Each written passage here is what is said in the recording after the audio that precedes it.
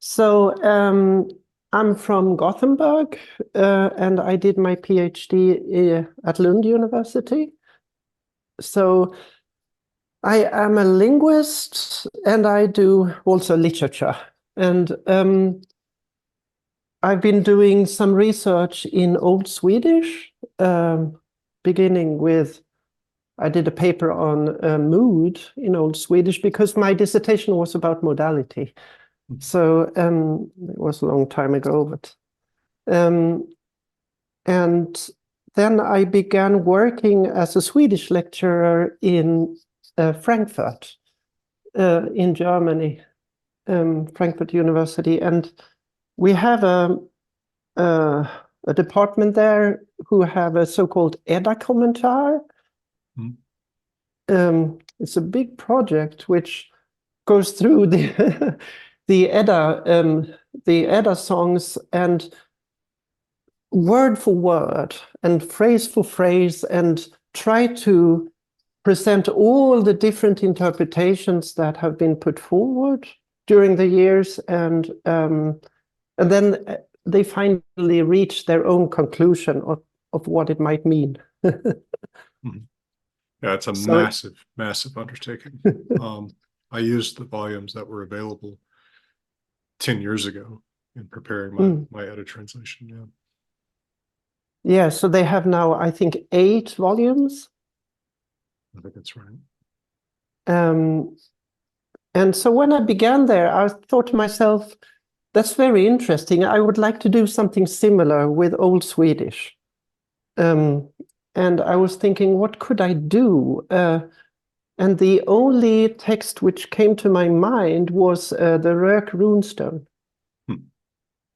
Because it's about Norse mythology, and it's a very long text, as you know. It has like 760 runes, I think.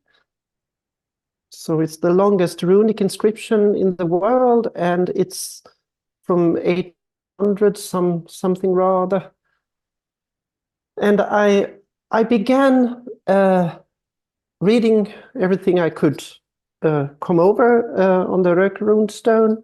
The traditional, I mean, it's been written so much about this stone. So I read all the traditional works on it. And then I also read Ralph's paper at that time, which had come out, which was a new interpretation of the Rök Runestone. And later I also read Holmberg et al. And finally William's book. And I started to read through the Edda material and the sagas and the runic material just to find correspondences with the Rök Runestone. It was more like I wanted to understand the inscription. It became like an obsession of mine.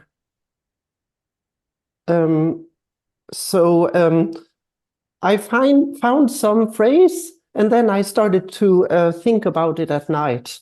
And I soon realized that I came up with all sorts of interpretations, which was sort of sometimes way out there. So I decided I have to formulate some criteria. And I can show you these criteria later when I do my presentation. And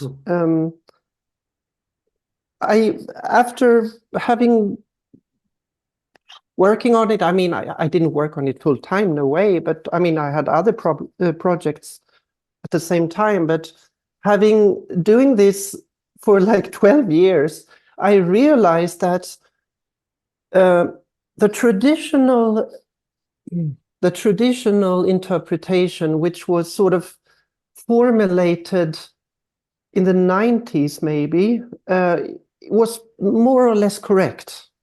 But with some major, I did some adjustments, and I did a major rethinking about the whole text, like its intention.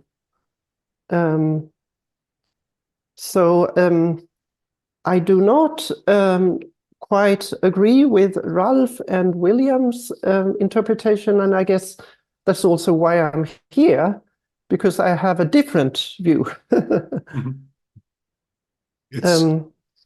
I think it's a little bit surprising sometimes to people that you take a text that isn't extraordinarily long on its own terms compared to, say, other works of poetry, certainly prose and Old Icelandic or Old Swedish. But there's just so much ambiguity in it, so many places where what you do with one chisel mark on this rock makes such a difference. Yeah. And part of what's when I read your reinterpretation of the Liebe skull fragment, I was extremely impressed with your work on that about 2 years ago. And then when you told me about this paper, I part of what struck me in reading through it was your consideration of the text as poetry, and how that impacts the reading of the text. I thought that was particularly salient. And of course, it is poetry. Right.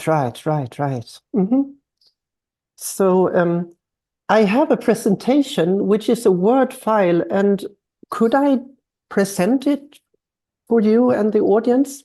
Sure, you're co-host, so you should be able to share screen. How much time do I have? When I did it today, it took me 1 hour. Is it possible to do it 1 hour, or is it too long for you? No. I don't think anybody will complain. I and my audience are very interested in these things. You shouldn't worry about that. I don't want to take too much of your time. No, not a problem. Okay. Actually, I also had a cold. We have a little daughter who is 15 months, and we've been sick on and on since December. There's a lot of things going around. It's my first time with COVID.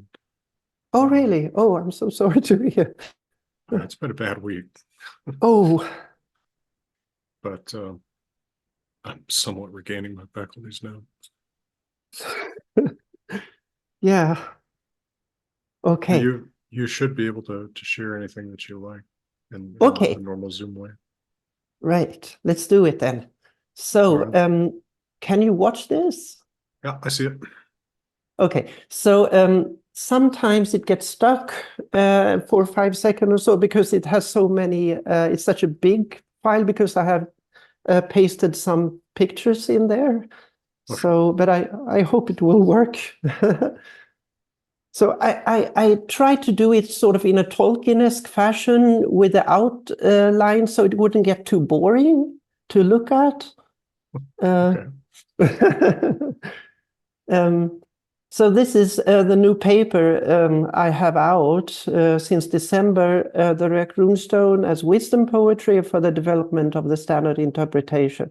And this is in Arkiv for Nordisk Filologi in Lund University. Is actually where I did my PhD. They have this very old journal, I think. I think it's one of the older ones. I mentioned, and it's a bit boring perhaps, but I start with a reference list. I mentioned the standard interpretation, and for anybody who doesn't know, we have like a lot of researchers beginning about 1900. They wrote books about the Rök Runestone. Very good pieces of work here. I can only recommend you all to read it. Some are in German, but well, here we got Elias Wessén, one of the greatest linguists in Swedish history. We have Nils-Åke Nilsson, a very good a Danish runologist. Lars Lönnroth, he's a literature scientist. Here we have Gustav Helmer, that's the Runeverket, that's the sort of the official version.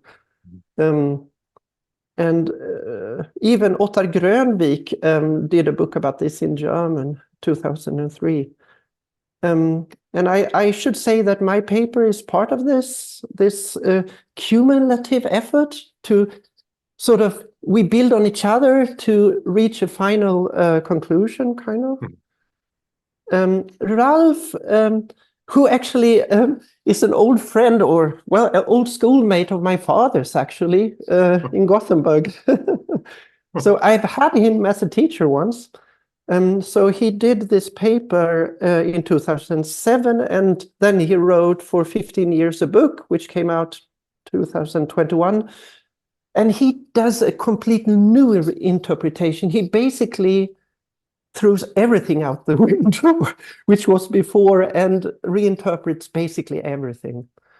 And I had to put many pages of my paper is about dealing with his interpretation and arguing that the traditional interpretation is, to my mind, more convincing. Holmberg et al., they sort of jumped on this train, and they developed it further in their paper, and then Henrik Williams in his book. So that's also relevant. And it's not to say that I really like Ralph's and Holmberg et al.'s and Williams' work, and I actually use some of it in my paper.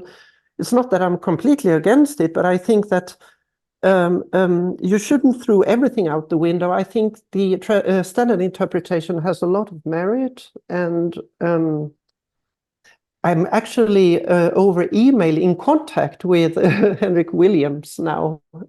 So we're writing back and forth, actually. So that's also funny. Right. So these are the scientific criteria which I proposed for me and for others, maybe. First of all, avoid suggesting new words that are not supported by other sources. We call them hapax legomena, as you well know. I mean, in the Edda literature, you sometimes have to have those. I mean, if it's in a manuscript, you will have to accept you will have this word, and we have to interpret it somehow. But I mean, I say avoid. I don't say you shouldn't have it. I only said you should try to avoid it if you can. It's just sort of like a statistical thing. It's more likely to be a word which you already have in other sources. Avoid suggesting new kennings that have no parallels in other texts. That's a weaker one. I mean, of course, kennings are sort of creative so that you would have new kennings, but again, it's just a matter of avoiding, it's not banned or anything. Sure. Choose a common expression over an unusual one, again, statistically more probable. You compare primarily with other inscriptions from basically the same period. If you don't have any evidence there, you jump to Old Skaldic poetry. That's Old Icelandic, so it's Old West Norse, but you know, they're related. So you can use that. If you cannot use any evidence there, you can go to younger runic inscriptions and the younger Poetic Edda. But then you must be cautious of Christian or European influence, because the Rök Runestone was written at the time when Sweden, at least Sweden, was still heathen. If there is no evidence there, you can go to the 13th or 15th century, etc. And that goes without saying, try to assume as few additional premises as possible. That's Occam's razor. Avoid emendations in order to create a satisfactory reading. Yeah, sometimes runologists say, well, actually, the scribe wanted to say this, and he or she just did something wrong there. So I think it's this word. In that case, I say, well, then it's better just to leave it unexplained, as far as I'm concerned. So I think this is, by the way, an important and a step worthwhile of imitating is beginning with your your starting premises and criteria and stating what you think, satisfies your notion of evidence. It's a great way to start any sort of paper presentation, just laying that out there. And I think that your ranking of comparanda, right, from earlier runic material to later runic material to earlier material preserved in manuscript writing is well done and admirable too. I think more people should start the papers exactly like this. Yeah, Henrik Williams likes them too. So he actually thinks it's a good idea to do it like that. I don't think the Rök Runestone needs a lot of introduction, because you've done already a couple of videos about it, and I think your patrons are knowledgeable about it, wouldn't you say? I think so. I would assume broad familiarity with what it is. I don't know about the details of the entire part of the message, because it's pretty long. Yeah. Sure. So I think we'll just jump right in. Okay. So like many runestones, we begin with a dedication. So a son died or a father died, etc., mother died, and you have a stone and you do a dedication. And this is also the way here. So I just read what it is. It's like this is taken from Gustafsson. That's the Runeverket's drawing of the lines. But in some cases, there are some evidence going in another direction, and then I actually use a 3D scan of it. So that's much more reliable. So this is just the runic interpretation of what it says, but it's very accurate. So I read it, if I may, and I use the spelling of runordlistan. That's sort of like a vocabulary runic word list. So I use their spelling mostly, except when I say to myself, no, I think actually this was pronounced differently about 800. So then I write it a bit more like how it's written in the runes, right? So we have eft vämod standa runar där, en varin fadir eft fegian sun. So after vämoder, these runes stand, but varin carved them, the father, after the marked son. So this is very standard, not much to say here, except for that word, fegian. That's very interesting. So it's from fager, which means, it could mean, as William say, either just dead, but most scholars think it means marked for death, like you being a marked man on the battlefield. It means that if you're on a battlefield and you're a marked man or a woman, in 800 it meant like the gods had decided that you had to die so that you come to Valhall, etc., and fight with the gods at Ragnarök. So you were painted for dying. So this son was somehow painted or chosen to die. Maybe he on a battlefield. We just keep that in mind for now. And we go to the first riddle. So this is the strange part. After this very normal dedication, we jump to, I think there are 7 riddles on this stone. 7 riddles, which are, I think, in the imperative, and then you have a question, and then the audience should answer these riddles. So it's very strange, kind of. No other runestone has this formula. So that was a mystery from the beginning. And we just look at it first. And this is with my interpretation here, but it's basically standard. Segum ungmen i that, vargar vallraubar varin tvar. Där swath 12 sinnum varin numnar att vallraub, badar samana umisum manum. Okay, so let us tell the young man which spoils of war were two that 12 times were taken as spoils of war, both together by different men? That's a good riddle. It's a bit like Gestumblind's riddles. It's a very nice kind of riddle, and it's sort of like Tolkien-esque kind of riddle, yeah? So we have 2 spoils of war which are taken 12 times. So I interpret that we have 12 perhaps duels, and after each duel, both fighters die, and 2 things are taken as spoils of war by the next set of duelers who also die, etc. So that's my interpretation. I come to the details later. But first to this segum or sesacum. I agree with Ralph that it cannot be segium, we say, because it lacks the class vowel E, which we should have. My suggestion is that it's based on the imperative singular seg, which did not have the class vowel.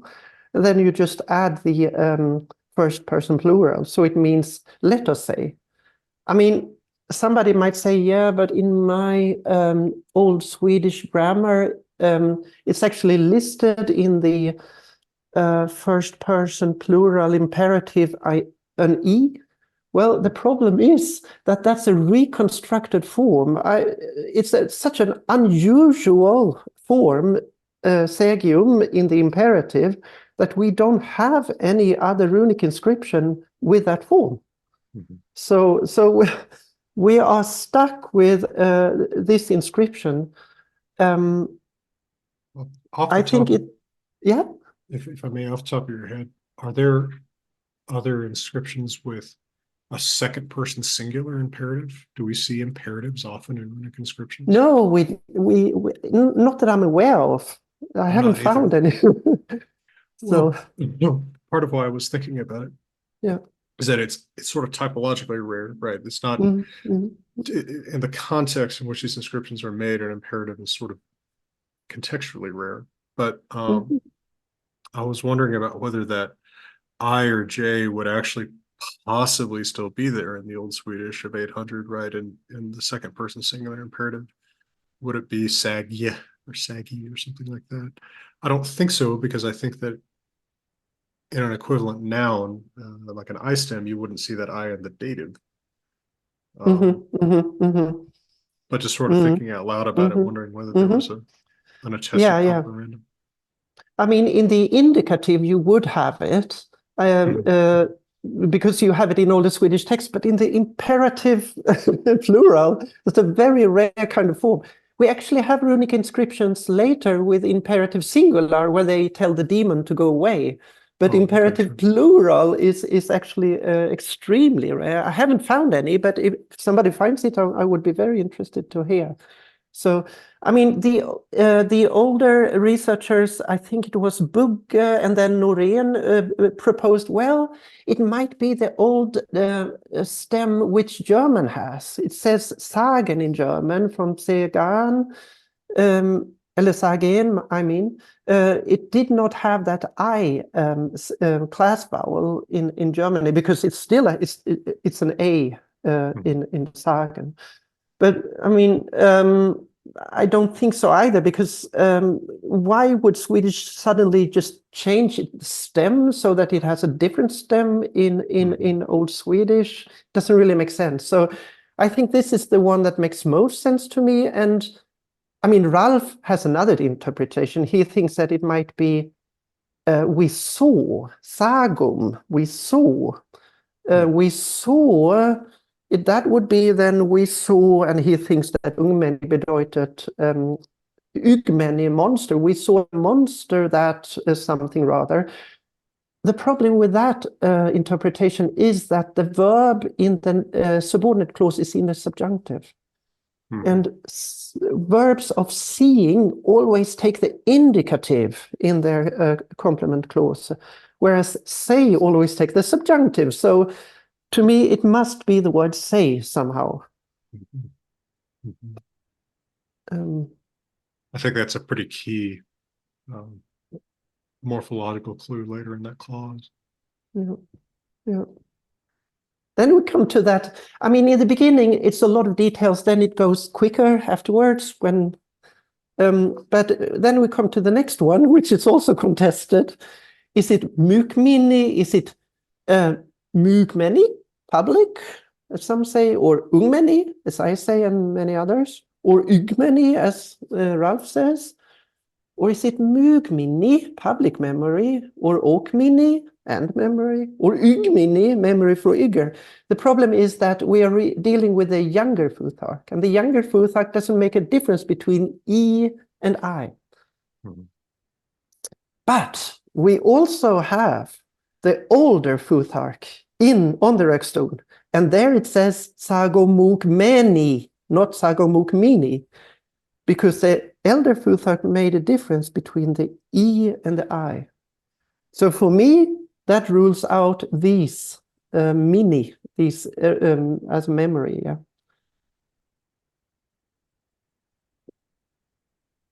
So then we are left with mugmeni, ungmeni, or ygmeni. I checked that with the. I wrote to the university in Iceland and said the lexicon there and said, how old is the word mugmeni? And they said, well, no. It's a new word. It came only in 1827. So, and we don't have it in Old Swedish. So that sort of rules it out, to my mind. I mean, it's possible, but I mean, just it's not that it's probable. Ygmeni I rule out again because it's a hapax legomenon. I mean, Ralph sort of proposed it. He made it up. Said it might be like a monster. Ygg is the frightful, and many is creature, so frightful creature. But if I use these strict criteria, I would not use it. So we are left with ungmeni. But that makes sense, because then we can tie the dedication to these questions. Because ungmeni is a young man. And who died?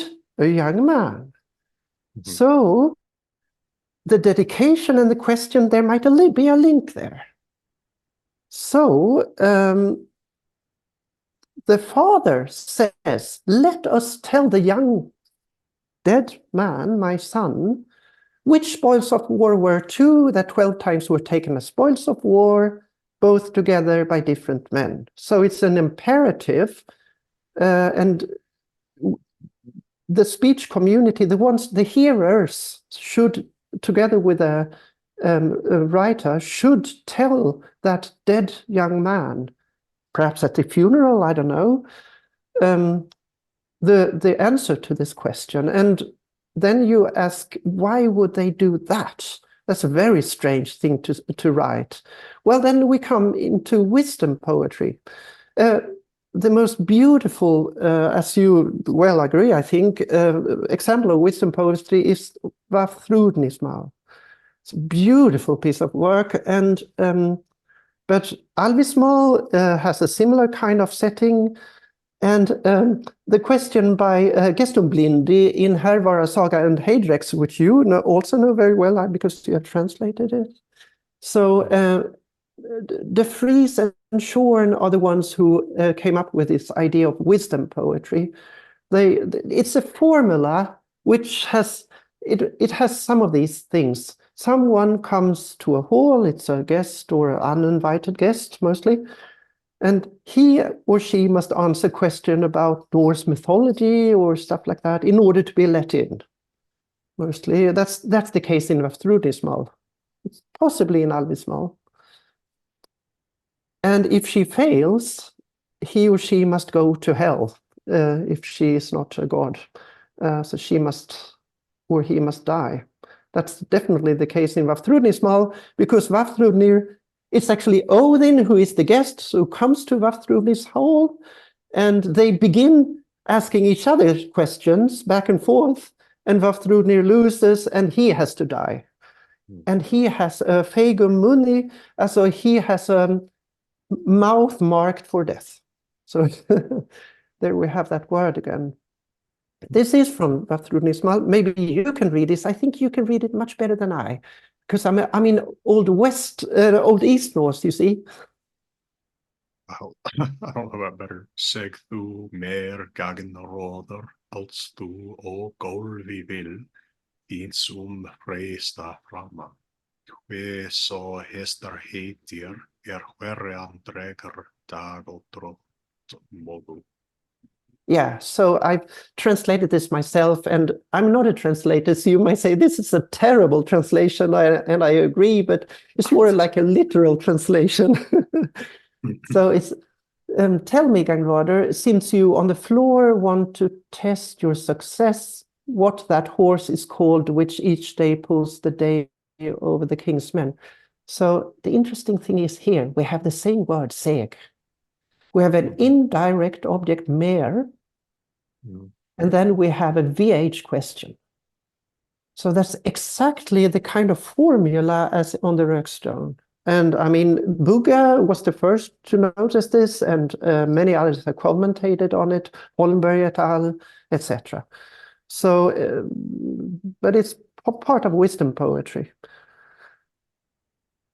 So, what is my explanation? Well, here I'm speculating. I'm also speculating, and my interpretation goes from the bottom up. So the further up I go, the more speculative it becomes. So I'm quite sure about like the words and the syntax. I'm quite sure about the propositional content, but when I come to the overall function of the text, I'm speculating. I'm proposing here like a hypothesis, which later can be tested. I did not have this hypothesis before. This is the hypothesis which I told myself, okay, we have these premises. We have a dead son. We have these strange questions that the we must answer, etc. What explanation could be the most reasonable one? And this is what I arrived at, and it may be wrong. So I propose that there might have been a belief that when a Valar slain on the battle enters Valhall, he or she then has to prove himself by answering questions about the Einherjar that sit there, about Odin and Ragnarok. I say this because in a few skaldic poems, such as Eiríksmál, for example, it says that Odin will talk to Eirikr Blóðugs when he has died and comes to Valhall. And Helgi Hundingsbani, he also speaks to Odin, because it's Odin's hall. Actually, Odin says, you are such a great warrior, I'll let you be co-ruler here. That's strangely enough, but they receive a hero's welcome, so no questions asked there. But, and I thank Henrik Williams for sort of hinting at this. In Hakonarmal, on the other hand, King Håkon has died, and he is afraid how he will be received by Odin. So it says here, Reserda melti vas fraru rumu komin, stod alleri dreira drifin, illudiger mjok, tycker oss Odin vesa, seumsk ser hans of hugi. The ruler said that he had come from the battle, stood all drenched in blood. That's Håkon. Very hostile, Odin appears to us to be. We fear his intentions. So here, at least, we have somebody who does not think that he will just be let into Valhall. He will be put to a test. In this case, Braga actually comes and comforts him and says, no, you have already 8 brothers here. You're one of us, just come in. But I think for a common Valar, Odin would not be so welcoming, but he would test him. The Valar has already proved himself in battle, because he is the chosen one. Now he would have to prove himself in wisdom, maybe, in the same way as Odin tests King Heiðrekr in the disguise of Gestumblinde. So it's just speculation for my part, but that would explain the Rök stone. And it would explain it in such a way that the father is afraid that his son might not remember all these 15 answers that he will be asked. So he says, let us answer them for him, standing now by the stone or perhaps by his grave, so that he will remember it, so he can take it with him to Valhall, the same way as you bury somebody with a sword.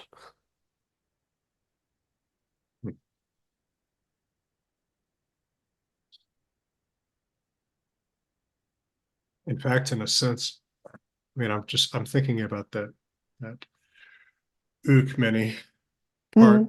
I don't know what that Elder Fulak part is doing on the Rök Runestone, but it looks so bizarre, haphazard the way they've chosen what letters to use.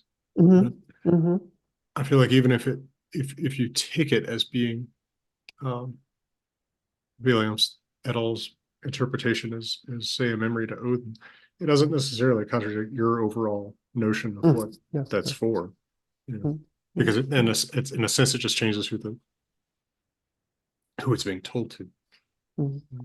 Which it is ultimately being told to. So interesting. That's quite true. I mean, it is a memory. We're talking about memories here, and actually, in both interpretations, you should remember memories about Norse mythology. So, it doesn't really. It doesn't hinge on that one. No, that's true. So the answer to the first riddle. Okay. Here I'm again speculating. I thought it was a sort of clever solution here. See what you say about this one. So there are 12 Einvigi, I interpret it. One after another, where both duelers are killed, and the next two take one spoil of war each. Should be one spoil of war, I think, from the fallen ones, etc. So we will see in riddle 12 and 13, I now put all the premises I have in my head for reaching my conclusions here. So I beg you to bear with me here. In riddle 12 and 13, there are 20 Danish kings that lay slain on a battlefield. And as Nielsen say, these must be the 20 kings of Hjadningavik. We come to that later. In riddle 13, these, I think it's the same 20 kings, their names are reminiscent of berserks. It might not be very important, but in Hjadningavik, their overlord, what is his name again? Hogni has a magic sword, Dain's Leif, forged by the dwarf Dain, which, when drawn from its sheath, must kill any man it encounters. That's why they all have to die, because the daughter actually wanted to have like, can't we make a deal here? But he says, no, I've already drawn my sword. Now we have to fight to the death.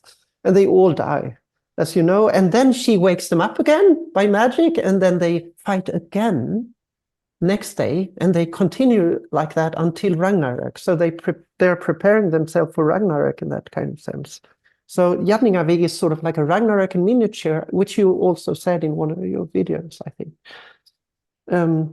So they all kill one another in sort of like these kind of duels, these Einviga, until they all lie dead on the battlefield. Now, in Hervara Saga and Hydrex and Orvara Odd Saga, there are 12 brothers who are all berserks. And the leading berserk, Angam Tyr, has the magical sword Tyrfinger, which this time was forged by the dwarves Dvalin and Durin, cannot be as from Tolkien. They must also kill any man it encounters when drawn from its sheath. So they are parallel. Hjadningavik and some say Holmganga, they are sort of similar. Because there is a Holmganga at some say where the 12 berserks are all killed one after another by Hjalmar and Orvar Order and their men, I think.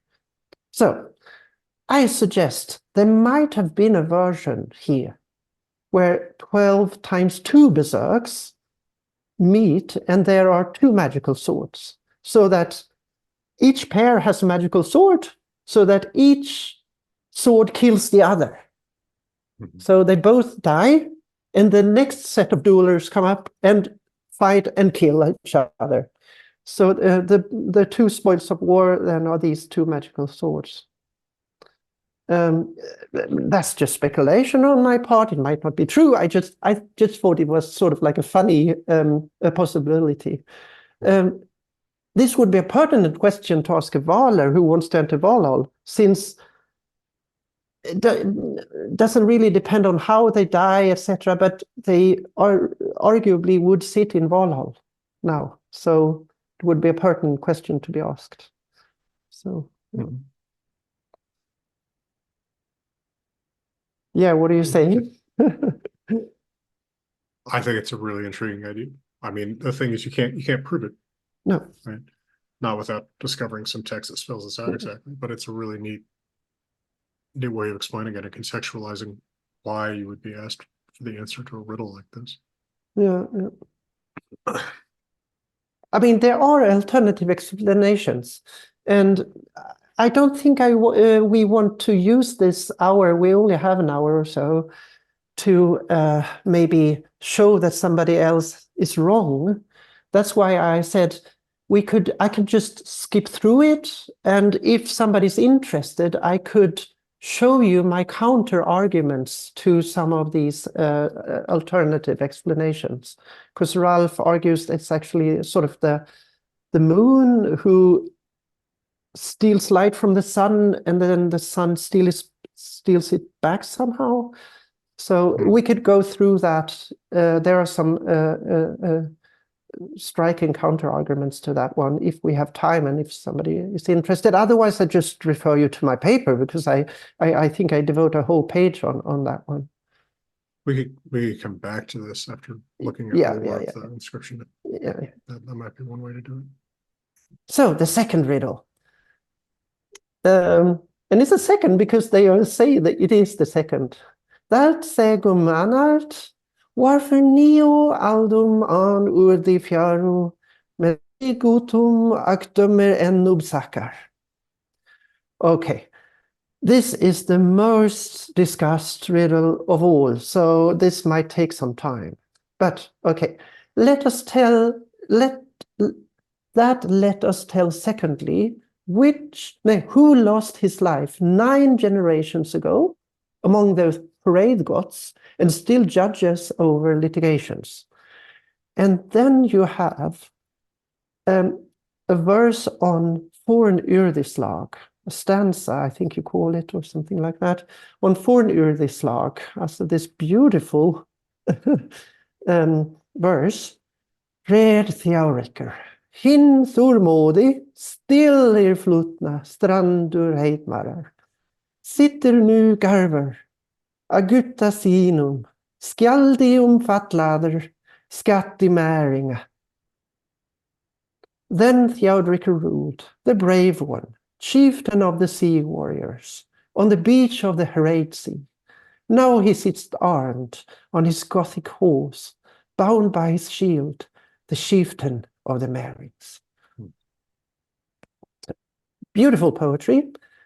It actually has an intertextual relation. If you go to Ynglingatal and Ynglinga Saga, you have an almost exactly the same drapa. That's a drapa is sort of like a skaldic poem over a dead king, over Olafur Geistadalfur. So we look at this. Red Theoriker, hin Þurmóði. This one says, Red Oleifur of Sapordum. We have the same verb, red, ruled. Stillir flutna strandur reidmarar. We have alliteration here. Vidra grunder of Vestmari. Here we have a beach. Beach, and we have a sea. Here we have a lands by the sea, by a west sea. Sitter nu garver aguta sinum. Nu ligger Gunjarver Ageistardum. Here he sits, there he lies on a place. We have G alliteration in both. Skall de omfattlader skattemæringa. Bound by his shield, the chieftain of the Marings. Herr Konungar, Hauge Ausin, the army king in his burial mound. So it's extremely similar. And this was, all these researchers have pointed this out.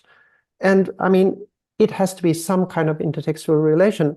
My belief is that there was a kind of scheme for a king's drapa. And both use this formula, yeah? I don't think that the author of Yngling at all went to the Rökstone and copied it. I don't think so. But you never know. I mean, it's possible. Seems So, kind of unlikely. Yeah. And part of what makes it more interesting is that it's not as if it is a direct copy word for word. Mhm. It's that you have such striking echoes in such widely placed different texts. Yeah. Yes, exactly. And it's sort of like two independent pieces of evidence that draw to the same conclusion. So, interpretation, and this is the traditional interpretation. Theodriker refers to the mythological Germanic hero Theodriker of Bern, Dietrich von Bern in Germany, which was loosely based on the historical Theodoric the Great. The problem, I think, which Bugge and the early scholars did, was that they thought it was about the historical king. So they thought, aha, we have a dedication, okay, and then we have some people's memory, some collective memory of the Goths, which were Scandinavians, really.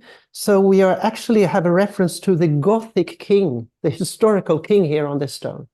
I don't think this is how it works. I think it's much more likely to be a reference to the mythological Theodriker of Bern, because he figures in the Edda literature. So just like Sigurdur, he's part of the Sigurdur myth. He's part of that one. So I don't think it has much to do with a historical Theodoric the Great, but it's this Germanic mythological hero.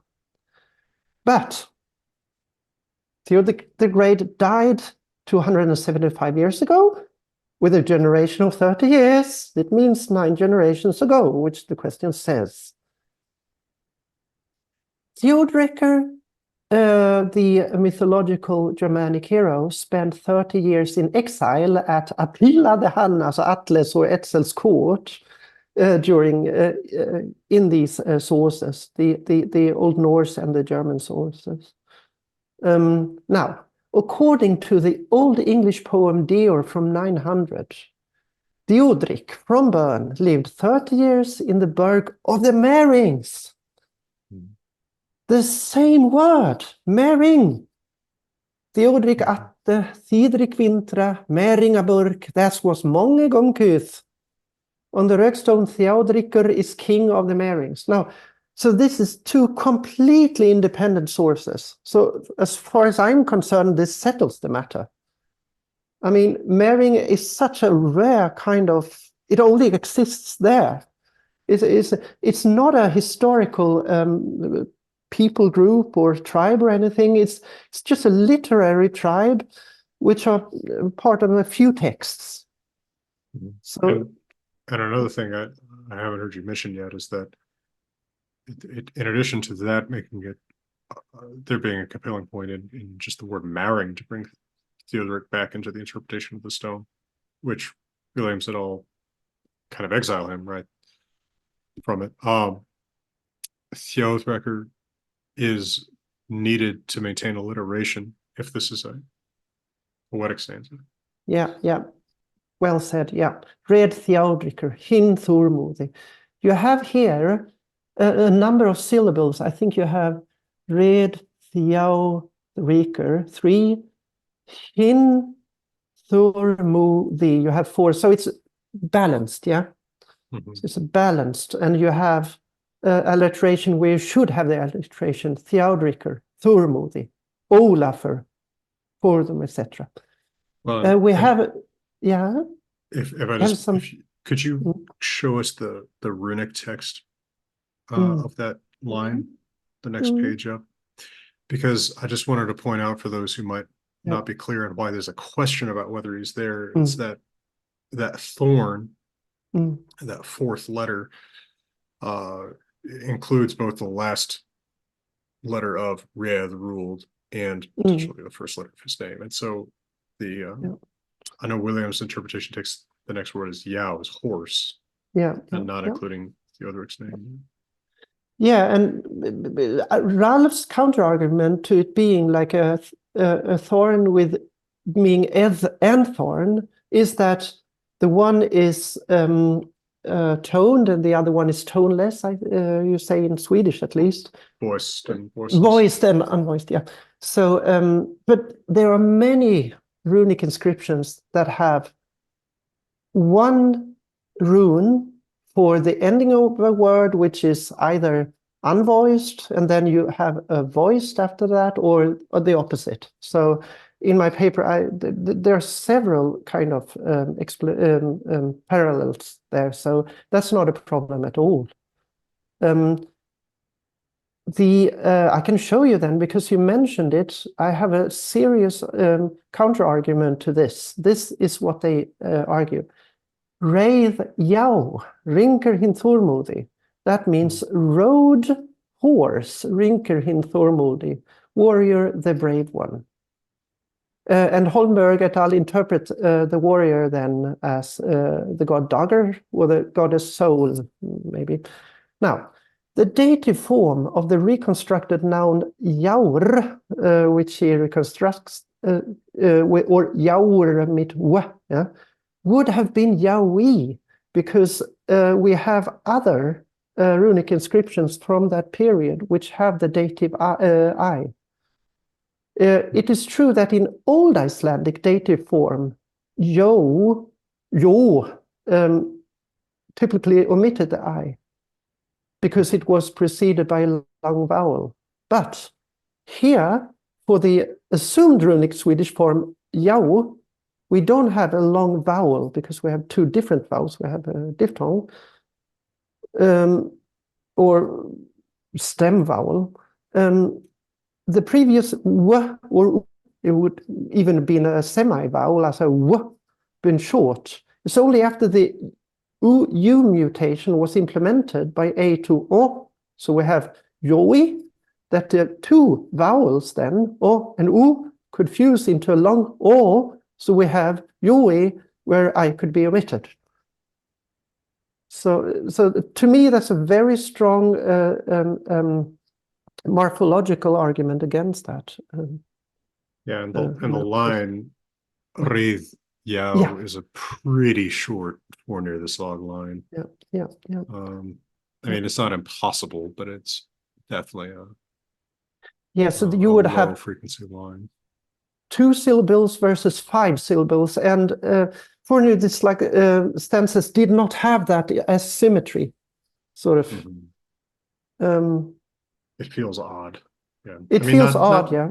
Not that I've never seen a Fornir this long line with just 2 syllables. I have, but it's not typical, and seems perhaps often to reflect some kind of textual damage. A case where unstressed syllable has been lost over time or something like that. Right. Yeah. Which there's no time for it to have been lost in. No. It's being carved exactly. in the 800s. So. Yeah, 800s. Yeah.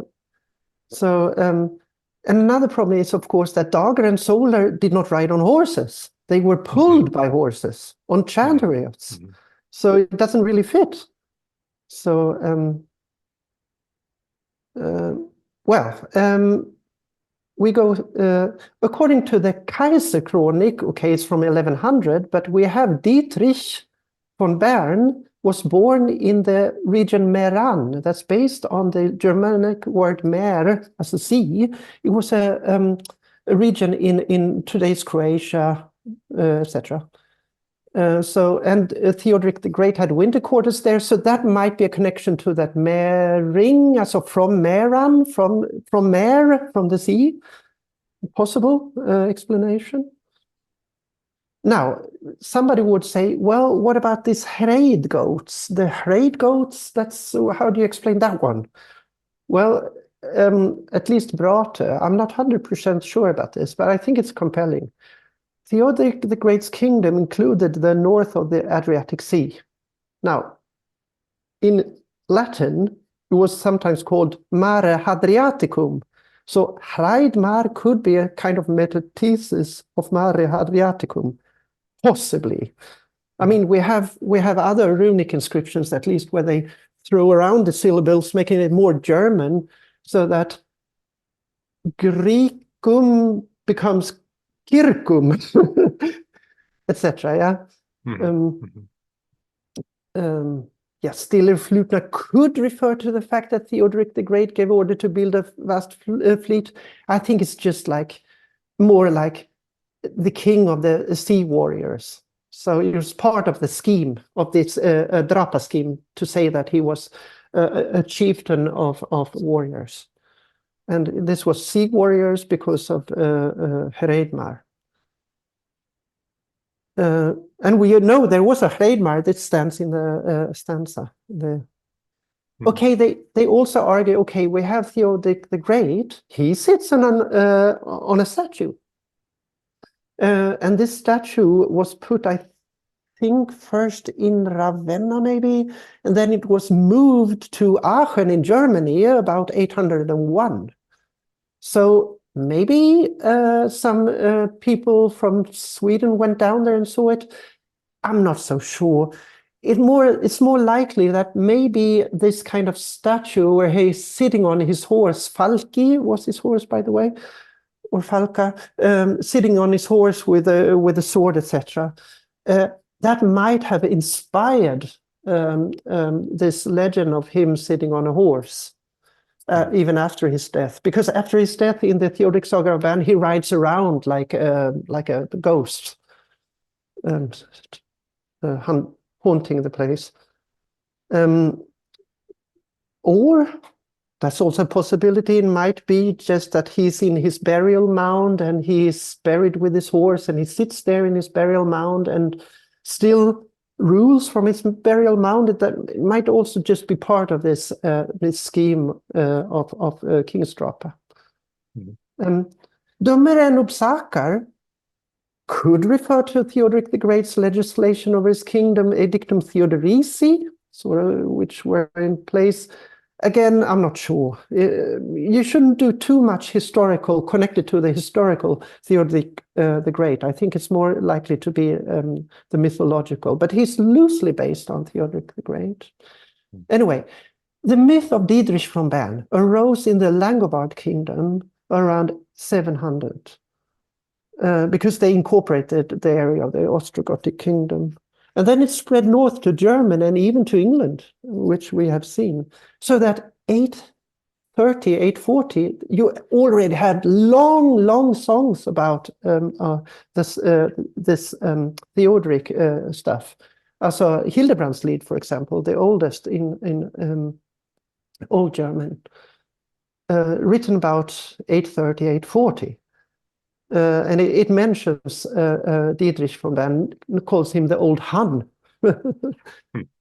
So I don't think it's that a version of the saga could have reached Scandinavia by 800. It's, for me at least, completely feasible, especially considering the fact that Theodoric of Bern is actually mentioned in Gudrun Akvida from maybe from 1000, I'm not so sure, and there he's called Herja Stillir, very much like Stillir Flutna, yeah, Flutna Stillir.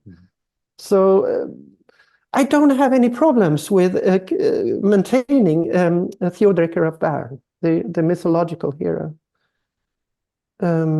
So why would we? That was also a problem. Why would you have it on the stone? Well, in Gudrun Akvida 3 and Theodoric Saga of Bern, Theodoric is a heathen, very much like Sigurd. He's a friend of Sigurd, Fafnisbani. So to the Norse, they would have both sit in Valhall because they died heroic deaths. So again, it would be very relevant to ask a Valar who wants to enter Valhall a riddle about one of the most famous of the Einherjar. Well, and I think that if I were to break down your interpretation of the stone and the places where you diverge with the new Holmberg Williams interpretation into pieces. I think that you reintroducing Theodoric to it, and especially emphasizing that we're talking about the mythological Theodoric and not some historical figure, is the single most persuasive piece of those. I think that you have a lot of good reasons to suggest that he does belong in the stone. Funny enough, actually, Henrik Williams is himself seeing these problems with Ralph's analysis from a linguistic point of view.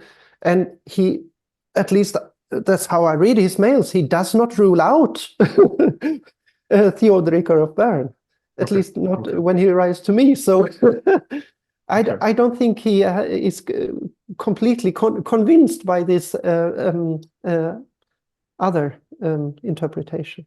Oh, and I see you've even made the question I just asked about the number of syllables in Rith. Oh, right. Yeah. Completely anticipated what I was going to ask you. Yes. There may be a couple other questions at this juncture. Would you take questions about the? Yeah, sure. If anyone would like to put one in the chat, please do so and to those. May I also propose, could we take a minute or two breaking and return to this? Yeah. And I'll be right back. All right. Right.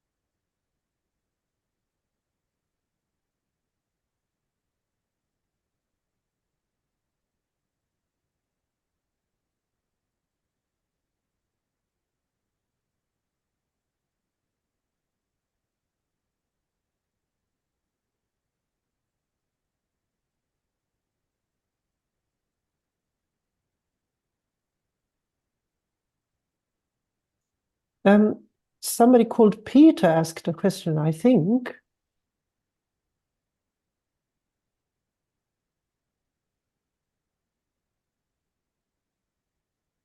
Please raise your hand.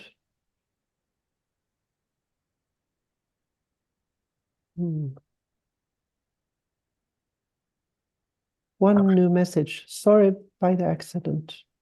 Aha, by accident. Okay. That was an accidental question. Oh. Yes, it's in Archive for Nordic Mythology, Archive for Nordisk Philology. Yeah. Yep. Where my own first paper was published.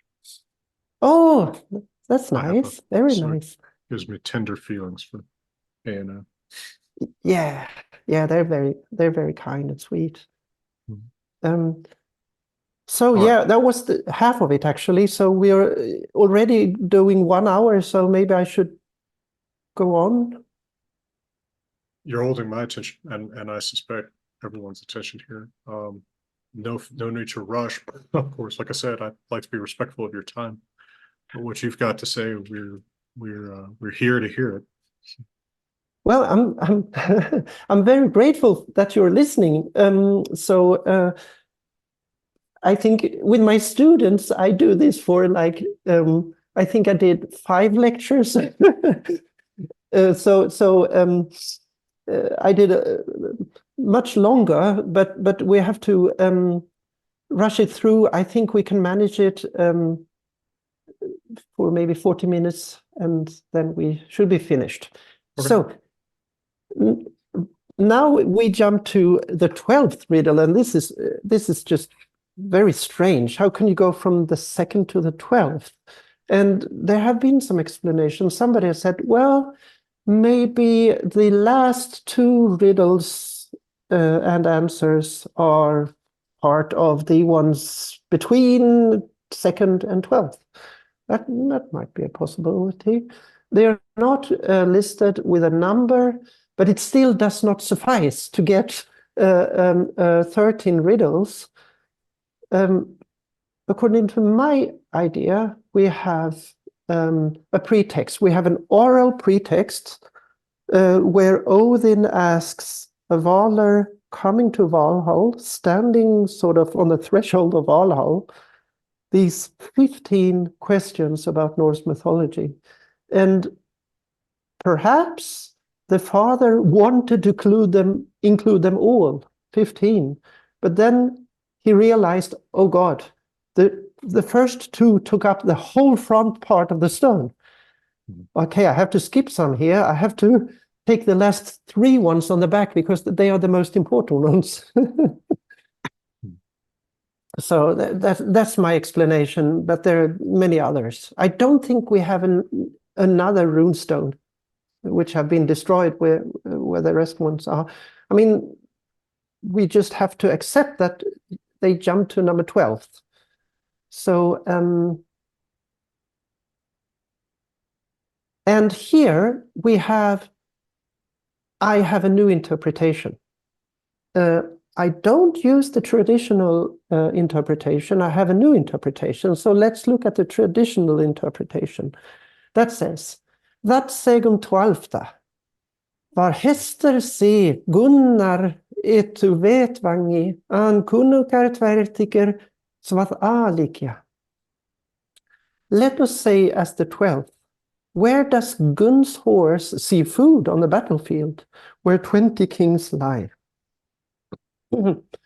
Now, that might be a question, but it's a very sort of strange syntax. You see here that, let us say, where horse be Gunn's, so that we have the genitive attribute on the other side of the finite verb. It should be Gunn's horse, but we have put this Gunn's after the finite verb. It's called hyperbaton, or I don't know how you pronounce that, hyperbaton or hyperbaton, or I think hyperbaton. Yeah. But so it's a word I've only ever read, not said. Right. So it's common in Skaldic poetry because of the very strict meter in Drottkvet. They have a very strict meter, so they have to throw around words to get the right number of syllables. But this is not written on Drottkvet, this question. So we don't have that need to throw the words around. Then we have another problem. If you see here, where horse be Gunn's, food battlefield on, kings 20, and here we have the relative clause, that on lie.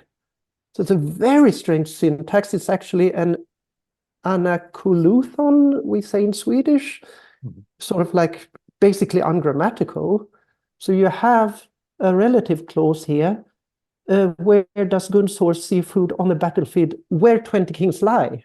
But you take these 20 kings and take them out of the relative clause and put them before it.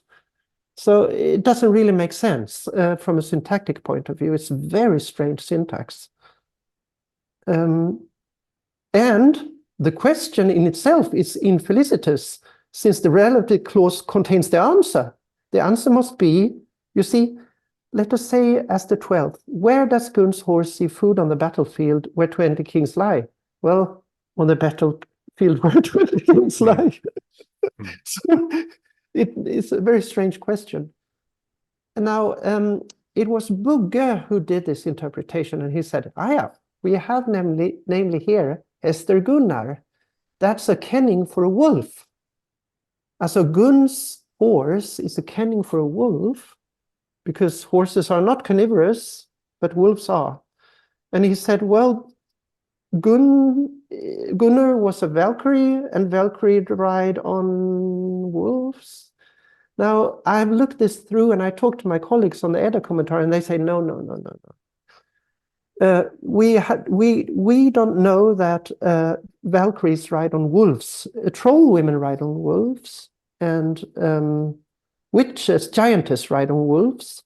But for example, in Helda Kvida Hundingsbana, one Helga Kvida Jorvarssonar, and Hakenarmal, it says quite explicitly that Valkyries ride on horses.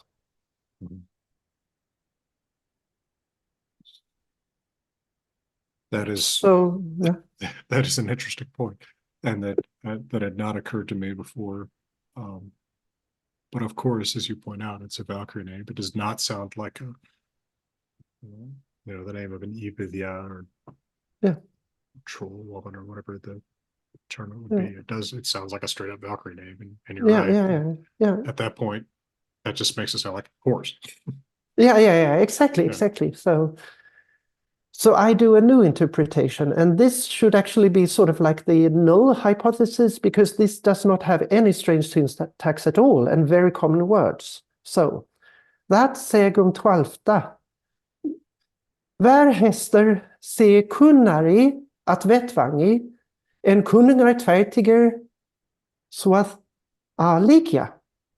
That means, let us tell 12thly, which horse is more known, so kunnari, more known, on the battlefield than 20 kings that lie on it, i.e. the battlefield. So that makes completely syntactic sense, common words, nothing to argue about there. And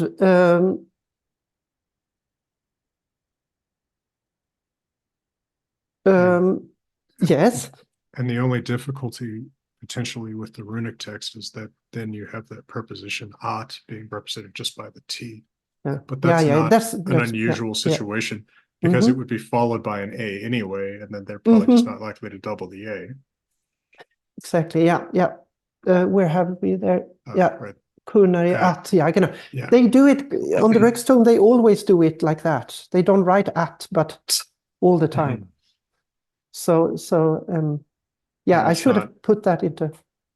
So but it's not a significant difficulty with your interpretation, and also it makes for a really interesting riddle in a way that yes that where's the food, because the whole the dead bodies if it's a wolf, but it makes for a really interesting riddle about who the horse is. And we come back to that, who that horse might be. So in order to understand that, we have to go to the 13th riddle. So, and here I just go with a traditional interpretation. That segum 13. Wherir tvertiker kunungar satin at sjolundi, fjagura vintur at fjagurum namnum burnir fjagurum brödrum. Okay, so let us tell 13thly which 20 kings sat in Zealand, that's Ireland and Denmark, 4 winters with 4 names, born to 4 brothers.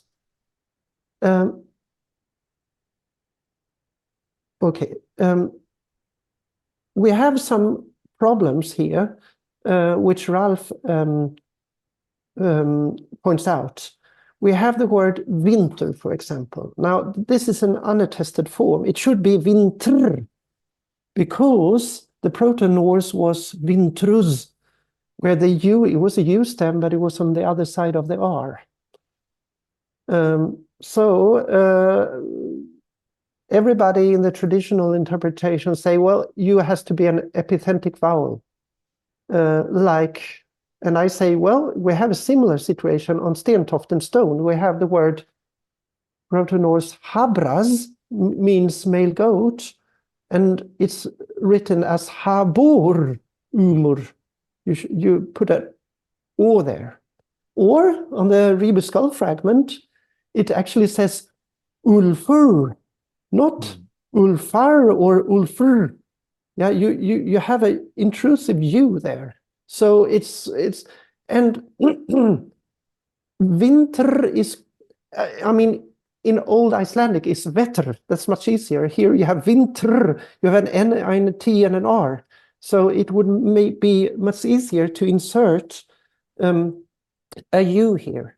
So, and it's a very common phrase that you sit in a place over a certain number of winters where you cannot go out to fight. So you sit in that hall over the winter. They always say it like that in the sagas. Then we have Sjolund. Then you would say, hello, shouldn't it be Sjoland? It's called Zeeland, Själland, not Själund. Now, the interesting thing is that the earlier sources, the Skaldic poetry from 900 to 1000, they always, and Heimskringland Snorri, always call it Selund, not Zeeland. So we're back to Zealand. Now, so Zeelund must be the original form. I'm not saying this, De Vries is saying this, with the first element seler, seal, and the last element und, island, as in Burgund, for example, Burgundy. So und is a suffix for island. Now, this U in und could lead to U mutation and U breaking, so you get Sjolund. So you could derive it from there. So how do you then explain Sjoland and Sjaland? Well, you have to say, well, these must be some kind of contaminations from the word sjar, sea, and land. So it's a later reinterpretation of what it actually means, that island. Mm-hmm. So, but yeah. Okay, so we have 20 kings, 20 Danish kings who lie slain on the battle. And they are born to 4 brothers. And this is just a funny thing. My students always like this. For some reason, these 4 brothers each had 5 sons. And they gave their sons the same name. So George Foreman. So it would be difficult for the poor Riddle, for example, when he calls his sons Valkar or Valkar, all 5 come. So Valkar 5, Radolf syner, Redolfar 5, Rugolf syner, Eislar 5, Harald syner, Kunmundar 5, Bernar syner. So I think it's just a bit fun. I think the author is just having fun here, maybe. Or maybe it was, I mean, we don't know the names of the kings in Hjadningavik in the sources. They are not named. So maybe they were cousins. But I haven't, yeah? I think Henrik's idea was that what you have is the name of the oldest brother. They're all being called collectively by his name. I mean, that's not a bad idea. I don't know about an exact parallel to it, but it's an interesting idea. Yeah. It might be possible. So, but so what is my interpretation? I don't think I have written it up. I must have written it somewhere.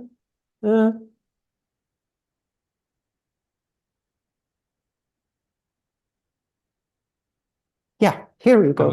I was trying to think of anywhere else that there's brothers with the same name. I think there are a few places in sagas where brothers have the same name, like 2 brothers have the same name. Okay, yeah, well. So this is my interpretation, and the Nielsen and Lönnroth agree that it must be, I mean, what are the odds, what are the chances that you have 2 sources which both talk about 20 dead Danish kings? It must be the same myth. So it must be Hjadningavik. What about that horse? Well, it is said that in Gylfaginning and on other places, it says that at Ragnarök, when Odin rides to Ragnarök, he rides first, and the Einherjar follow him. Now, if he instigated Hjadningavik, which Sörla Thatter, one of the sources, say he did, and Hjadningavik is a kind of Valhall in miniature, where the Hjadningar kill each other, they prepare for battle, they kill each other, and they are raised again. Until Ragnarök, Odin would presumably ride past them, you see, on his way to Ragnarök to gather them too. So that's why his horse would be on this battlefield. And of course, his horse is even more well-known than the myth of Hjadningavik, namely his horse Sleipnir. Mhm. That's just... It's the most famous horse of all. So, yeah, it's the most famous horse. So the best horse, the most famous horse. So, and of course, this would be a highly pertinent question for Einherji. Mhm. So again, it makes sense in that sense.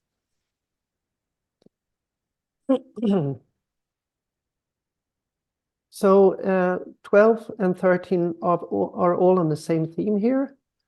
And we go now to this line, which is broken. And according to my criterion 10, I think, I don't want to speculate here. So I just say, I don't know what it says. We will probably never know. Some people have made bold suggestions here, but I don't presume to do that. It says something like nu ek, now I, maybe all, dative, each.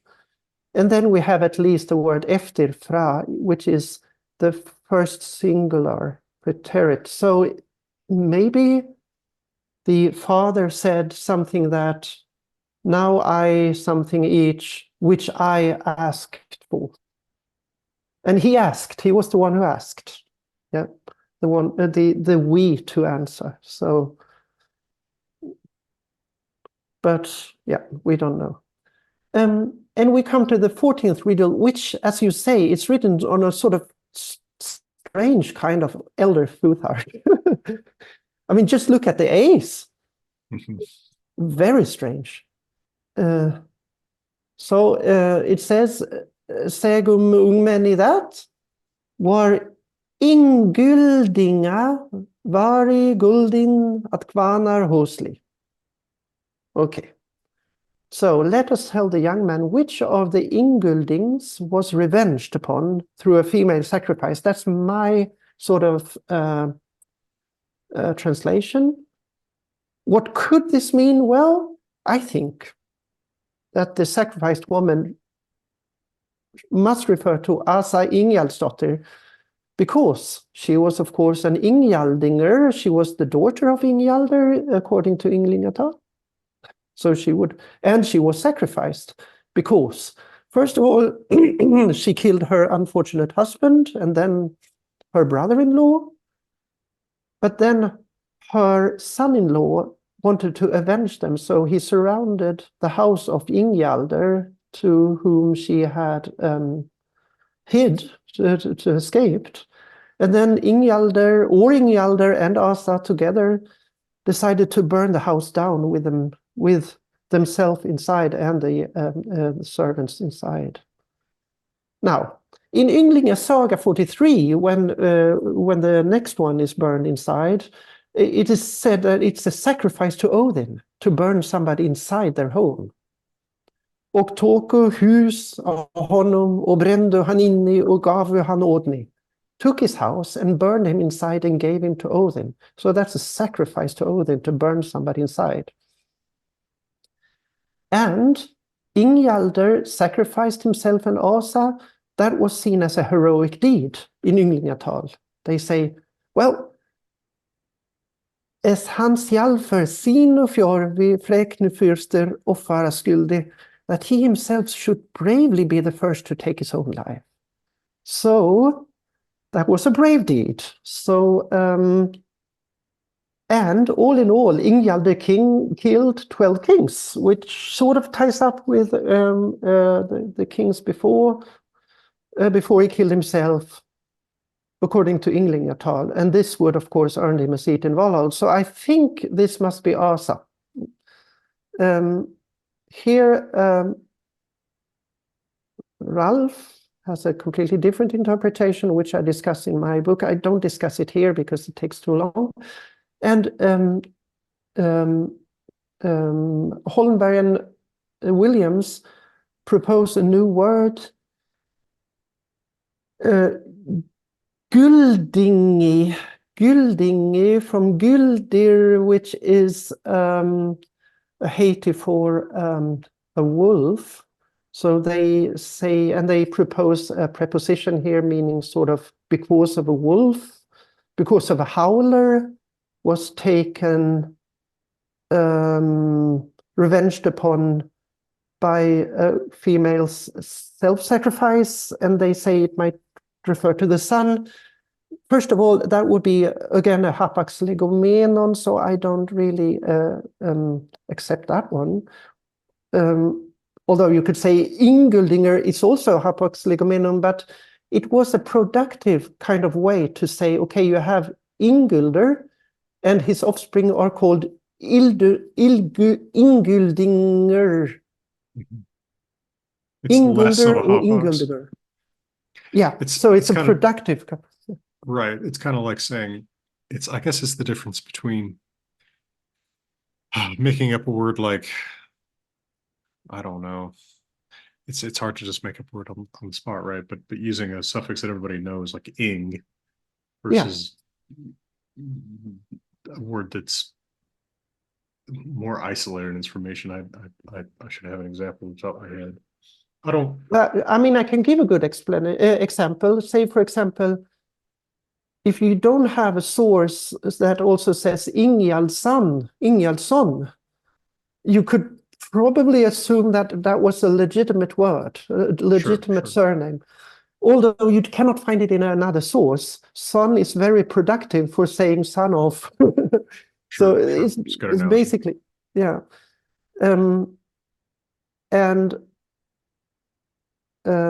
So that was the problem with that one. So I think it's about a hero who killed a lot of kings, and at last was himself killed, and he's now sitting in Valhall, and a coming Valor would be asked a question about him and about his daughter, who probably is also sitting in Valhall as a Valkyrie, I suppose. Now the 15th riddle, I call it the 15th. You know, it's an interpretation of mine. I call this the 14th. It doesn't say 14th. And as I say before, it could well be that they come before riddle 12th and 13th. So that's just my exposition. It doesn't really matter. For me, at least, for my interpretation, it doesn't really matter if we read them before or after riddles 12th and 13th. So here we come into this very interesting kind of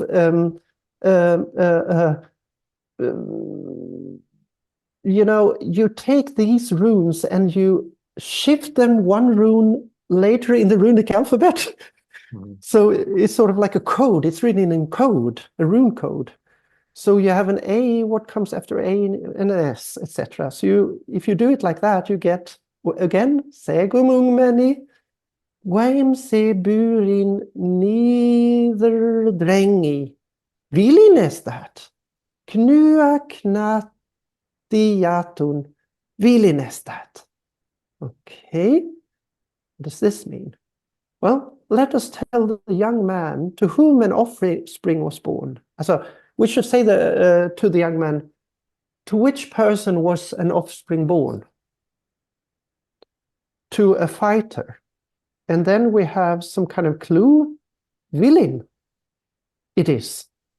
He could knock out a giant. Vilin, it is repeated. Okay. So what is the interpretation? Well, Nielsen, Olsen, etc. say this must allude to the myth of Rungnir in Skaldskaparmal. Because Thor is wrestled down by the giant Hrungnir. Then he is the fighter, Thor. Then his newborn son Magni comes in and pulls the giant away, saying, "Eg hygg att jotun denna mundak hava lostit ihjäl med neva minum if eg hävda fundit han." I think that this giant I would have knocked to death with my fist if I had found him. Okay, so both sons were born to fighters and both could knock out giants. So it's almost like a literal kind of correspondence here, with one big problem. In Skaldskaparmal, he's called Magni, the son. On the Rök Stone, he's called Villin. How do you explain that one? Well, we all know that gods have many names and Hades, etc. I think Odin has 50 names or something like that. Villin is sort of a family name of Thor's because his uncle was called, as we know, Vili, comes from the word will. So the willing Villin. So they argue it's actually the son of Thor this refers to. And I would tend to agree with that, considering what comes next, namely the answer to the 15th riddle, which says, and here we have even more strange, we have to take the families, of the Futhark is put in family groups, 3 family groups. Do you call them families? I think that's the best translation for it. I mean, it's at, right? So yeah, so that means family. So second family, 4th rune, which is an A, etc. It goes on like that, here one rune is missing, but we can guess what it says because it says Segum ungmeni Thor. Let us tell the young man it is Thor. This supports the idea that the question refers to the myth of Hrungnir, because Thor was the fighter to whom a son was born that could knock out the giant. So that makes complete sense, and that would also be very relevant for a question for an Einherjar, since Thor and his sons will fight on the side of the Einherjar and Odin at Ragnarök. And since it's about gods, it's more sort of like secret, sort of hidden. It's more for the really clever ones. And I tie even the last 2 lines with this particular topic. The final secret is not a question, it's a declarative clause. And here we have again a code. This time it goes clockwise. Second family, 5th rune. Okay, we have an S. Then we go second family, 3rd rune. We have an I, and then we have a B, etc. If you do it like that, you get, and I would argue this is an S, I come to that later, you get Sibi via Wars. Okay. Sibi, and I agree here with Holmberg et al., it could refer to the word Siver, which is a male relative, like Siv is a female relative. So it could be male relative, and it's in dative. Sibi via Wars, where via is sanctity and Wars is warden. It was in Proto-Norse Varjas, the nominative. So the relative of the sanctity warden. Ul ne Rüther. And here I agree with Ralph. I do agree with him sometimes. Ol ne Rüther. The troll woman never fails. So, the relative of the sanctity warden, the troll woman never fails. Okay, what could that mean? Well, via vari, sanctity warding is, as Beatrice Lafarge has pointed out, and Nielsen, is a kenning for Thor. in Old Icelandic, this was contracted to Veor. And in Völuspá, Thor is called Midgardsveor, also the sanctity warden of Midgardr. In Hymniskvida, he's called Veor. In Skaldskaparmal, Hardveor, also the hard sanctity warden. Okay. Now I do a new reading of a rune. I even do that once in a while. This is how it looks. It's very worn, but I had the privilege of getting a 3D scan by Laila Kitzler-Afelt, who did a scan 2000 something or other. And you can see here that the rune makes a sort of like a bend here, and okay, the stone is broken, but it cannot be ruled out that it ends here. In that case, and it has, you see, the top is here, so the line goes like this, you see? In that case, it would be an S. And we have, for example, Þjóðlund we have an S which goes all the way down here. So it's completely possible to read it as an S. This yields CB via vars. Now, if via var is Thor, then Villin is Thor's relative because he is his offspring. He's his male relative, his offspring. And Ol, as Ralph says, is a heiti for a troll woman or a giantess. We have here, for example, a Kenning Ol's Black. That's in accusative, I think. The troll woman's horse. So again, it's a wolf. The troll woman rides on a wolf. Yeah, it's from a skaldic poem. This word Ol is actually related to Old High German Vula, which means destruction, but it's also related to valor, slain in battle. So one could speculate maybe this Ol is sort of like the personified death on the battlefield, maybe. Or it could also be hated for an axe, actually, because in Skaldskaparmal, they say, well, the sword is called the fires of Odin, but axes men designate with heiti for troll women.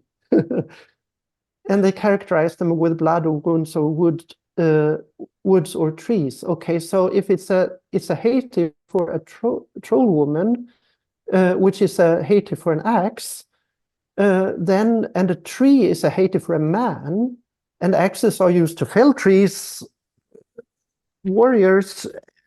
At any rate, you get the meaning. Thor's relative offspring will never be felled on the battlefield. The troll woman old will never fell him, or the axe will never fell him. He will never be killed on the battlefield. And according to, again, Vafthrudnismal 51, Thor's sons will survive Ragnarök.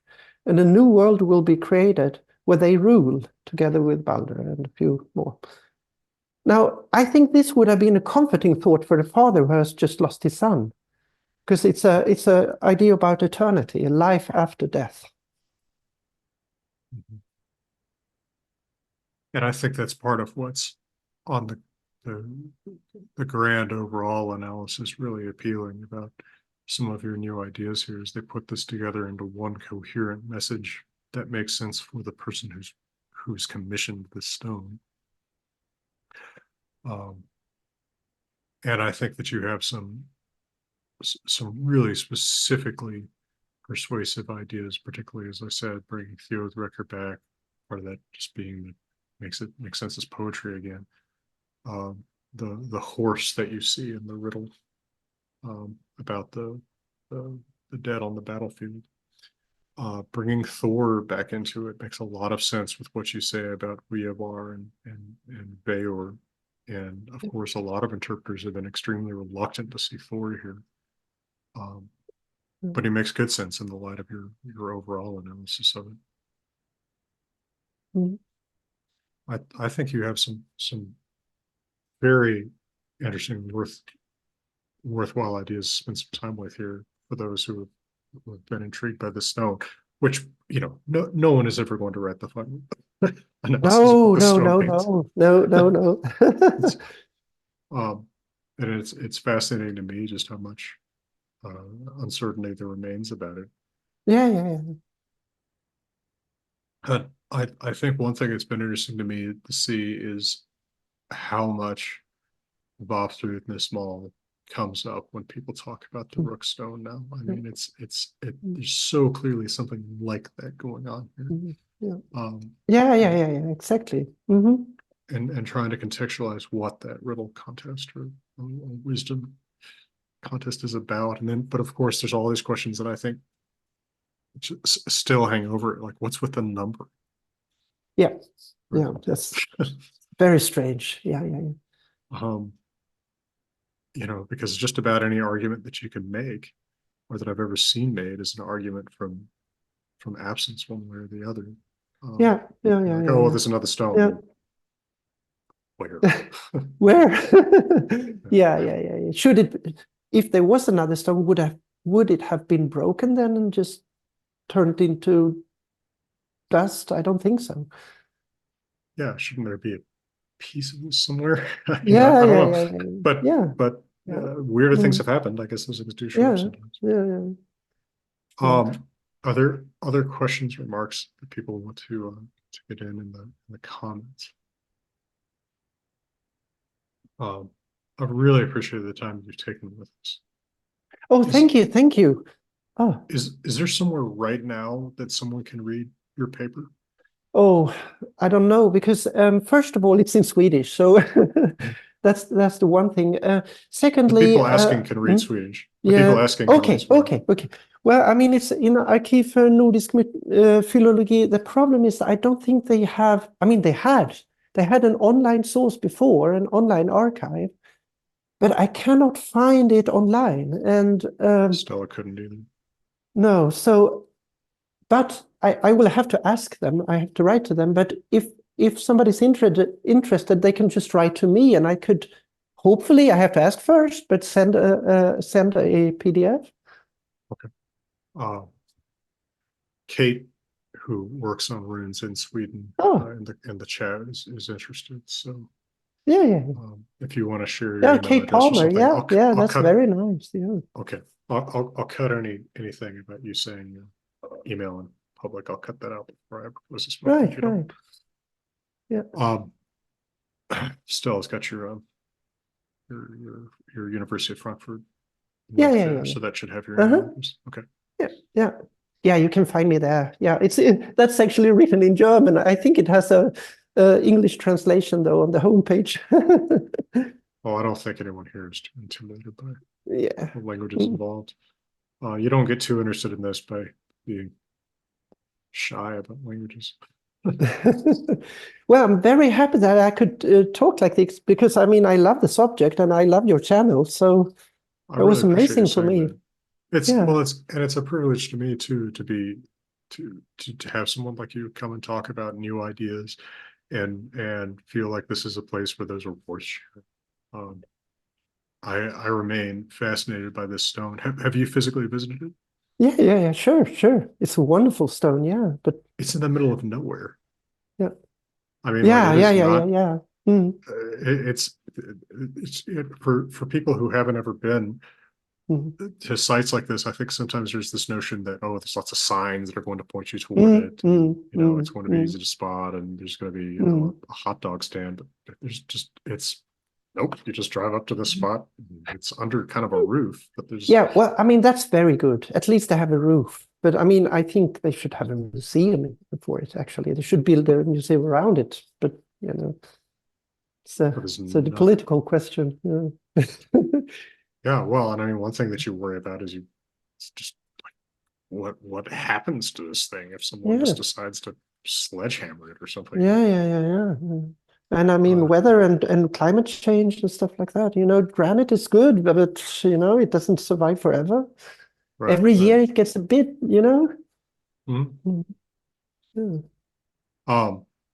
Again, really appreciate you taking the time. Thank you. I hope you and all of your family get to feeling better. Yeah. And you too. I mean, speedy recovery and just I think you were over it, you said. I mean, you have... I'm not over it. Okay.